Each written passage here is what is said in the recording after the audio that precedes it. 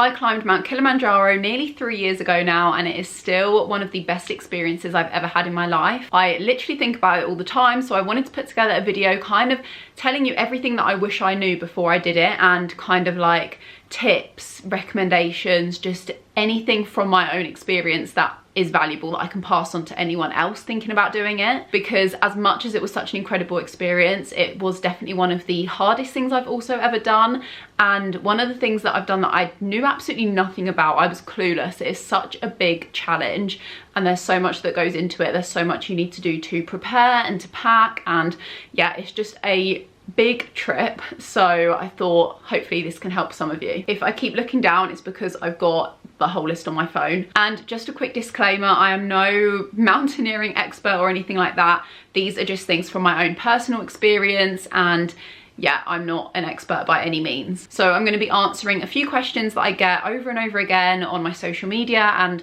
from my vlog that I have posted of my whole experience. I posted that just after I did it, so if you want to get a real life kind of like experience where I literally vlogged the whole week, then I will link that in the description down below. By far one of the most popular questions that I always get asked is what route I did. There are so many different routes that you can do at climbing Kilimanjaro. I think they've recently opened up a new one as well.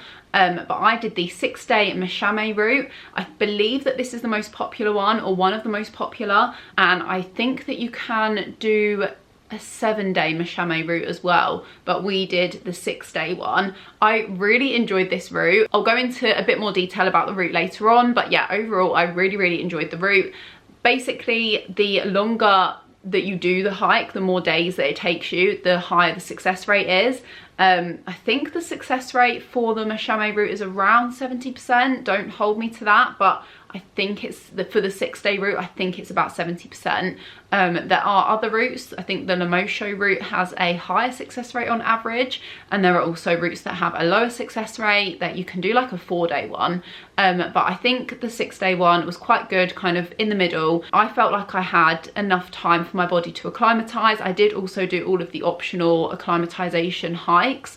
So quite often when we got to camp in the evening, we'd have the option, although it was always recommended, to go out with the guides on a slightly shorter hike where you'd go up in elevation and then you drop back down. So that just kind of helps to acclimatise basically to the altitude that you're at, and hopefully lessen the symptoms of altitude sickness, which I will go on to in a little bit as well.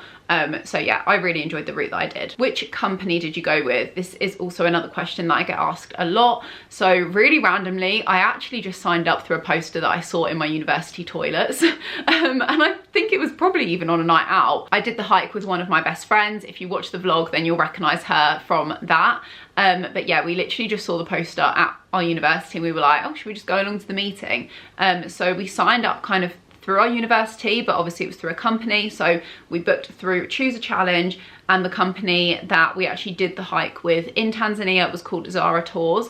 Zara Tours were incredible, like literally cannot fault them. We had such a good experience. All of the porters, all of the guides were so lovely, so helpful. And we're still in contact with our guide now. Literally we follow each other on Instagram and like occasionally like each other's posts and stuff. So yeah, he was lovely, and the whole team at Zara Tours were incredible. What time of year did you go? So I went in September 2022.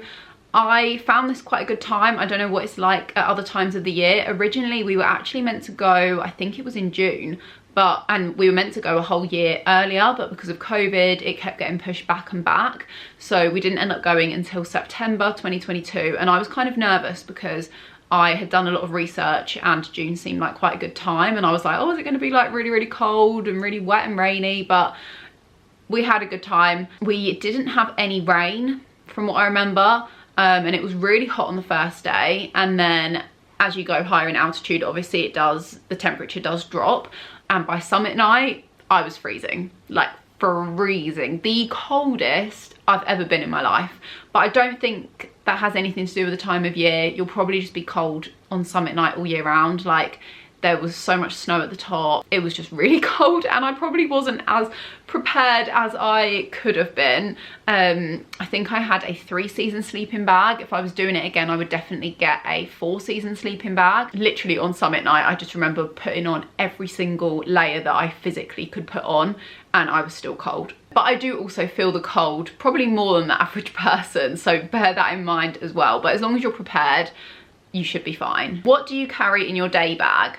So when you fly out, I kind of put all of my stuff in one big, I actually put it in a big rucksack, but you can take a duffel bag as well. All of this information might differ slightly with company to company, by the way, so if you do decide to book on, then make sure that you check all of this stuff with the actual company you're going with. Again, this is just from my own experience, but you could take either a big rucksack or a big duffel bag, and you would put all of your, like, most of your clothes and stuff in there in your sleeping bag, and the porters carry that in the day, and then you have a day bag. So for my day bag, I use that as my airport bag as well. And in your day bag, you basically just carry your layers that you think you might want to wear throughout the day. So if I was hiking in like a base layer, I'd always have some sort of fleece in my bag. I'd always have my waterproofs in my bag. I'd have snacks, water, lots of water, so I needed a water bottle and I took a water bladder, and you get water given to you every day. The porters carry water up with them,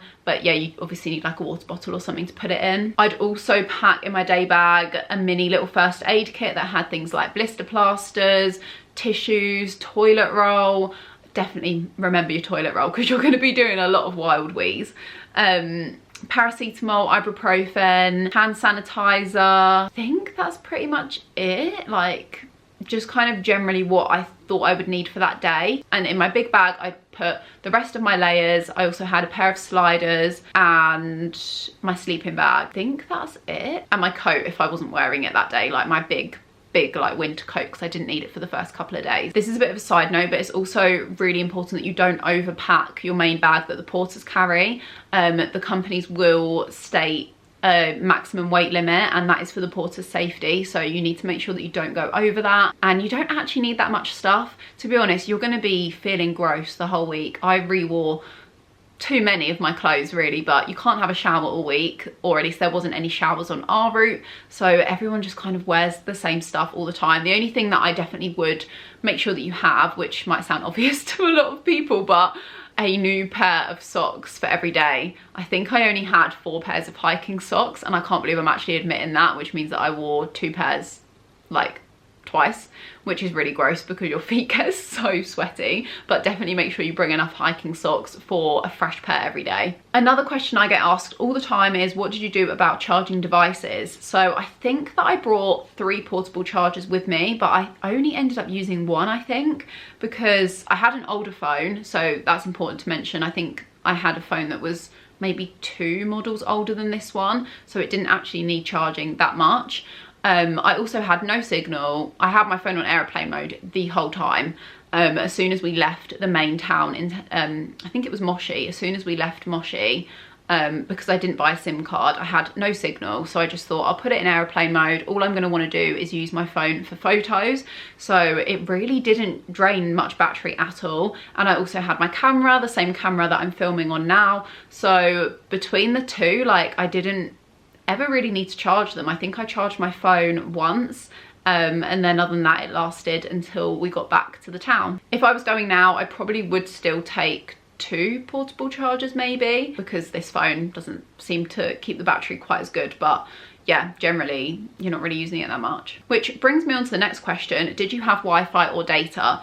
So I personally didn't. You could buy a SIM card. You can buy a SIM card at the airport, or I believe some people might have got them in town. And a couple of people did get SIM cards, and occasionally they did get data, but for the most part, they didn't even get data anyway. And we had been warned about that when we had the meetings about climbing Kili. They said that you're probably not going to get much signal, so I didn't bother getting a SIM card. I just told my family, look, no news is good news, like, I'll be fine, I'll message you as soon as I can. Which was hard. It was really hard, like, not being able to just let my friends and family know that I was okay. But also it was so nice to have a digital detox. That is the only time in my life that I've gone for that length of time not using social media, and it was so nice. So I actually, if I was doing it again, I still don't think I would get a SIM card. And I think not having data really makes you present in the moment, and maybe that's why I look back on it with such fond memories now, because I just remember being so present with everyone all the time, and it was really social. Like, we'd all eat all together in the camps every night and play a couple of, well, I'd say play games. We did play games to start with until everyone started getting altitude sickness, and then the games kind of stopped. But it was really social, and yeah, it was really nice not having the option to go on social media. Can you hire any equipment? Yes, you can hire some equipment, not everything. I would definitely make sure that you have your own walking boots, because you really need to make sure that you've worn these in properly, because you do not want to be getting blisters up the side of that mountain, I can tell you that. So yeah, you don't want to be hiring walking boots, even if it's a service that they offer. I think that I hired walking poles. I can't actually remember, but I'm picturing some photos where I'm pretty sure I've got walking poles in my hands, and I definitely don't own walking poles, so I must have hired them. And I also remember that I hired an extra pair of gloves, because everyone seemed to have 2 pairs of gloves and I only have 1 pair, and I'm definitely glad that I hired an extra pair. I had like a really thick kind of snow pair, but then I hired a really like thin pair to go underneath, and that was very much needed. But what you can or can't hire will probably be stipulated in the list, like when you sign up through whichever company. So maybe that's something that you should check if you think that you would like to hire any equipment. What do you need to bring? I'm not going to go through everything in this video, because I do actually have a whole packing video where I literally go into detail every single thing, show you every single thing that I brought with me, things that I regretted bringing, things that I wish I'd brought. So I will also link that down below. Do you need to train before? This is a question that I almost like don't want to answer, because I think it's so personal, and I don't want to say one way or the other, because it really depends on you as a person. Personally, I didn't do specific training, but I was quite active at that time. Not as active anymore, but I was quite active in 2022 leading up to the hike anyway. I did cheerleading once a week, I went to the gym a couple of times a week, I do like a long hike hike or like long walk every week. So generally I would say my fitness was quite good. Leading up to the climb, I was going to the gym a little bit more than usual, and I was doing like different exercises. Like I was going on the Stairmaster, and I normally would never touch the Stairmaster, just to kind of get used to the feeling of climbing, because it is steep at some points. But yeah, other than that, I was doing a lot of long walks leading up to the climb, just to wear in my walking boots and make sure that they were super comfortable. How hard is it? Again, this is very subjective, and everyone's experience is going to be so different. Personally, and it's also so hard now looking back at it, because I really have to try and remember how hard it is now. Like, I know that I found it really hard, but I feel like once you've done something, you tend to remember the good parts a lot more, like the good parts and the amazing sunsets and sunrises and being with like a bunch of amazing people. Like, that is what I remember the most. I have to really dig deep to remember the bad bits, but I have watched a few clips back on my camera roll, and yeah, I found it blooming difficult. Like, it was tough. It was definitely the most challenging thing I've ever done in my life, physically and mentally. A lot of people say it is a lot more of a mental challenge, but I found it pretty tough physically as well. I think because I've never ever been at that high of an altitude before, one of the things I struggled with was the breathing. Like, I was heavy breathing so much as it got closer to the summit, and I don't want any of this to put anyone off doing it, but you know, it's important. I think it's also important to give you realistic expectations, and I don't want to say like, oh, it's amazing, it's easy, like, because it's not easy, or I didn't find it easy anyway. I enjoy hiking anyway, so I would say the first couple of days I didn't really find it any different to doing a hike in the Lake District or something. Like, some bits were steep, but I wouldn't say it was any steeper than some of the other hikes that I've done. I climbed Scaffold Pike a few months before I did Kili, so that was quite good practice. It really hit on kind of like the 3rd day, I think. It was when we were at Lava Tower, and this is going to end up going into the next question, which is, did you get altitude sickness? So I would say I got it mildly, and it was at Lava Tower where I started to feel like a headache coming on, so I took some paracetamol straight away, and luckily I didn't really suffer with headaches after that. I just kind of kept having paracetamol as a bit of a preventative measure. Again, that's just my experience. That's not me telling you to do that. I'm not a doctor or a medical professional. So yeah, I did get altitude sickness, but I'd say I got it quite mildly compared to some of the other people on the trip. The main things that you need to do to try and lessen the symptoms is drink a lot of water. I think one of the best things that I did was get a water bladder for my day bag. So I had it like attached on the strap here, and I was just constantly sipping at my water throughout the day. I was drinking way more than I normally do, but I really think that that helped me not feel the effects as badly. Sometimes there's not really anything you can do. Some people on our trip took a altitude sickness medication. I personally didn't, and if you take that medication, I believe that you need to drink even more water, and I struggle even having a litre a day in the UK, so I knew that that was not going to go down well for me. And then other people got really bad altitude sickness and they were taking the paracetamol and doing everything, and you just don't know how your body personally is going to react to it. I don't know if this is a symptom of altitude sickness, but I also just remember having such a like out of body experience. Like, it was so strange. It was like my brain and my body weren't connected. Like, my brain was telling me to go faster and my body just physically couldn't. Whether that's anything to do with the altitude or not, I'm assuming it is, because I've never felt like that before. But yeah, I don't know. I feel like the altitude affects different people in different ways. We did also have the option or the opportunity to see a doctor the night before we went up to the summit. So how the whole thing worked on my route and with the company I went with was we got to the last camp really late. I can't remember exactly what time, but it is all in my vlog. But then we went to sleep and we literally had like 2 hours to sleep, I think, and we had to get up at midnight to start the hike up to the very summit with the aim of getting there for sunrise. That didn't happen. We got there at like 10 AM in the morning, but the idea was to get to the summit for sunrise. And so we started the hike at midnight, and that was definitely the hardest part for me, was that whole like 24 hours after we started hiking on summit night. It was so cold, freezing cold. I had all of my hand warmers going and I still just could not keep warm. Combined with the altitude, like, I really did start to feel it as we were getting closer to the summit.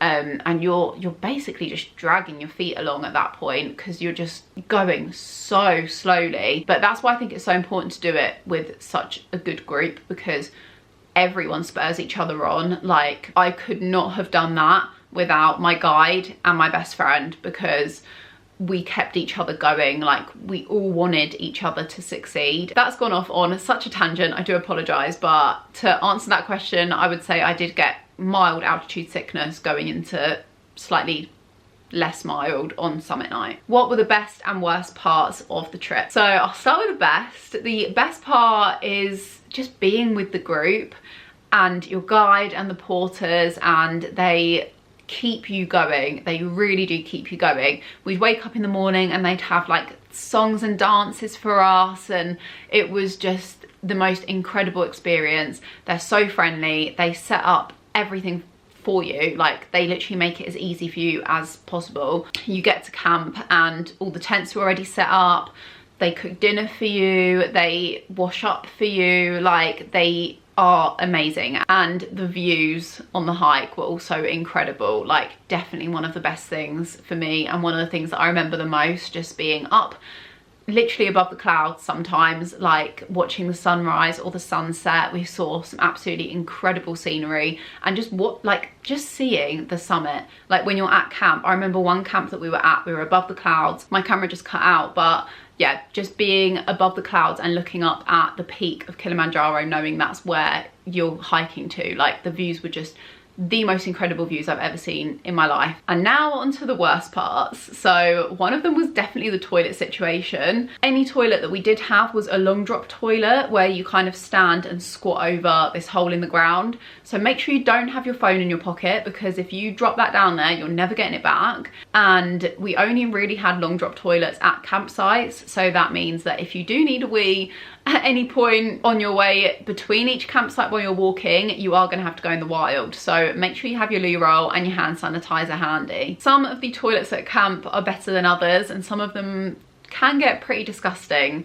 I'm not going to go into details, but yeah, it's quite a humbling experience. I also found the cold really difficult. I've already touched on this, so I'm not going to go into detail, but I struggle with getting cold really easily anyway, and when you do get cold, it's quite difficult to warm up. So one thing I would say is bring some hand warmers, but don't do what I did and keep on saving them for a time where you think you are really going to need them, because if you feel like you need them then, just get them out. Like, someone else will have some if you get desperate. But yeah, just use them when you start feeling cold rather than waiting until you're absolutely freezing. I also struggled with the food at certain times, partly because it is so different to what I was used to at home. And I wouldn't say I'm a fussy eater, but I'm a little bit, I guess I can be a little bit of a fussy eater. But yeah, the food is quite different to home. Also, like, the fact it's different to home mixed with you might end up losing your appetite. I think that's probably more what it was. I just remember I'd never felt hungry, like, ever. And I don't know if that's to do with the altitude or not, but I just completely lost my appetite, and I know a lot of people felt the same. But you have to force yourself to eat. You need the energy. And again, I think that's the reason why I didn't feel the altitude too badly, was because I was forcing that food down me. Like, yeah, you just have to force yourself to eat. Do you tip at the end? Yes, you do. I believe this is the case for most tour groups. It was for us. We all individually tipped at the end with cash. So that is something to note as well. It's worth getting the cash out before you go, like while you're still in the town, or even if you can get cash before you fly over. And trust me, you will want to tip your guides and your porters at the end, because they really are incredible. Like, you would not be able to do it without them. Are there showers? Not on the route that I did.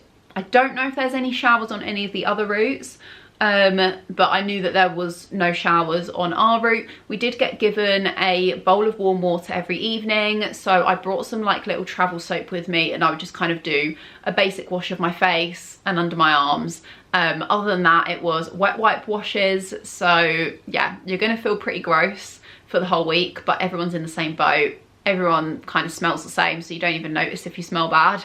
And yeah, just embrace it and have a nice long hot shower when you get home. These ones are not questions, but I'm just going to run through a few of the tips that stick out for me. I also wish I knew how difficult it was going to be to go down afterwards. Like, I actually think going down after the summit was probably the hardest bit, because it's so steep. It's literally like that, like a diagonal line. My feet were like, my toes were right at the edge pushing against my boots. I actually ended up losing my big toenail, and well, both big toes got so bruised, and I ended up losing, this is really gross, my big toenail, but not until 6 months after I'd done the hike. Like, the new one had started growing underneath, and then the old one just like fell off, which is so gross. I'll spare you the pictures. Yeah, I guess I kind of wish I knew that my toenails might possibly fall off. I wish I knew how cold it was going to be, because then I would have been a bit more prepared. I really wish I'd brought more snacks with me. I don't know why I didn't bring any snacks. All I brought with me was protein bars, and I just got sick of them. And I don't even think I brought different flavors. I think I just brought the same protein bar for the whole week. So I wish that I'd brought more snacks from home that I knew I liked. I think I also had some saurine bread, which is a good one. I had some jelly cubes, which is always good. I wish I brought some more sweets and like chocolate and kind of just like yummy things that I know that I really like. A little tip, I would recommend like getting your hair braided if you have long hair. I had really long hair when we went, and I actually went to the hairdressers and got it like professionally really tightly braided into 2 French plaits. And for me, I really liked this because it just kept it off my face the whole time, and it meant I did not touch it, because I know that if I had my hair down, I would just be so self-conscious about it looking greasy, and I'd constantly be trying to like mess around with it or like tie it up and slick it back every day. But I just kept it in the French plaits the whole week. They probably didn't look that great by the time it was like day 3 or 4, but I didn't really care, to be honest. It just kept it out the way, and it meant it was so much less effort in the morning, because you are going to have very early starts, and I would rather spend as much time in bed as possible and just not look as great. Bring a card game, or even better, Monopoly Deal. I don't think Monopoly Deal was a thing when I went, or if it was, it wasn't popular and I'd never heard of it. But yeah, it's quite handy to have a little card game for the evenings after you've had dinner and you're all just like chilling. Even though you might not feel warm, you can still get very, very burnt. I learnt this the hard way, and you can get very burnt on your lips especially. My lips burn so badly, I couldn't even open my mouth properly for a couple of days after the hike. So make sure that you bring some good quality SPF for your face and for your lips and your body as well. But to be honest, I don't think I had my arms or anything out after the first day. Bring toilet roll. Do not forget toilet roll for those wild wheeze or the long drop toilets. I would really recommend having a water bladder. Touched on that earlier, but it just makes it so much easier to drink as you're walking, and that way you take a lot more liquid in. It really is a mental battle. I thought it might be. I had watched a lot of other YouTube videos before I went. I wanted to be as prepared as possible. Sometimes I think that helped, and then other times I think maybe it was a bit of a hindrance because I was overthinking everything. But yeah, just keep going, and if you have to go really, really slow, that's better. Like, your guides will encourage you to go really slow anyway, but yeah, just take each step as it comes and just keep going slowly, and you will be so proud of yourself once you're at the top. I think I started saying this earlier, but I don't know why I never finished what I was saying, but we had the option to see a doctor the night before we summited, and we basically had a chat at dinner time, and the guide said if anyone's feeling really, really unwell, then you can go and see the doctor and he'll give you an examination and tell you if you're fit to carry on or not. Altitude sickness also can be quite dangerous. Don't want to scare anyone or put anyone off, but you do really need to listen to your body, and as much as everyone wants to get to the summit, everyone wants to make it to the top, your health is so much more important. I think that there was 4 people from our group that didn't quite make it to the summit. I think 2 of them got told by the doctor that they shouldn't continue, and I think 2 other people made it to Stella Point and didn't continue from there. And there was also 2 people that had oxygen given to them between Stella Point and the summit. Again, don't want to scare anyone, but I think it's important, and just be realistic. I also kind of wish I knew a bit more of what the Barranco Wall was like. I freaked out so much about the thought of doing the Barranco Wall on our route. That is one of the things that put me off signing up, because it looks so scary on everyone's YouTube videos that I was seeing. And there's this one section called the Kissing Rock, I think, and you basically have to get like really close to this rock and kind of shuffle around it. You have to get so close because it is quite narrow, like where you can stand.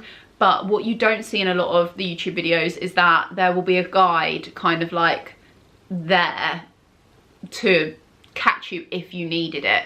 Nobody on our group did, but I think it's just nice knowing that, you know, if you do lose your footing, there is a guide right there as well. And the Barranco Wall in general, like, honestly, I think it was one of my favourite parts, but I like a little bit more of a scramble. Like, this was put your poles away and get on your hands and knees, kind of. Like, it was more technical, but I wouldn't say it's like really super difficult. You just need to concentrate a bit more, and for me, I think I prefer that because it makes the time go so much quicker when you actually have to look at where you're going. Because some of the other bits where it was just like long straight, it could get a bit boring because you're just doing the same thing.